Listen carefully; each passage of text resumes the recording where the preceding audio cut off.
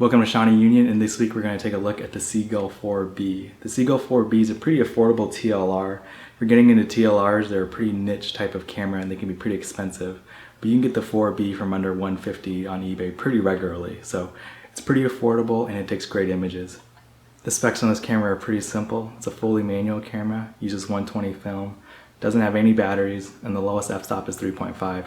That's going to come in really handy if you're shooting outdoors. It allows you to shoot inside the shadows on a sunny day. Even though it's a pretty cheap camera, build quality is pretty good. It's fully metal.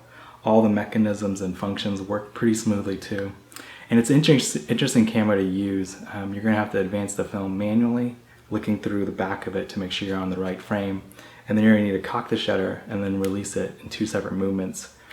On a more expensive camera, you're going to probably pay to have that convenience of a winding crank that advances the film, as well as cocking the shutter in one movement. The one issue I have with the camera was the viewfinder is pretty dim, so even in broad daylight, I saw that I had to use my hand to shade out parts of the viewfinder to see if things were in focus.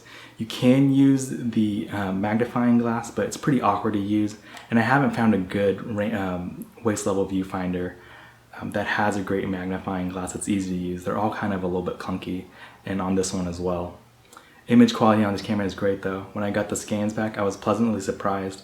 They were pretty sharp in the center, and the colors were really good. If anything, the colors are leaning a little bit towards cool. The only issue I could find with the images were that there's some vignetting in the corners at lower apertures and even at higher apertures, so be aware of that. But overall, image quality is going to be pretty good, and it's more than usable. So in conclusion, if you're looking for a cheap way to get into TLRs and you don't want to spend more than $150, I would highly recommend the Seagull 4B. You can get that on eBay pretty cheaply, and you can go through the links at the bottom to help support my channel as well if you're looking for one. But it's a pretty well built camera, takes really good images, and you don't have to worry about it too much because it's not that expensive. So hope you guys enjoyed that video. I will be back again sometime with some more videos, but keep tuned. All right.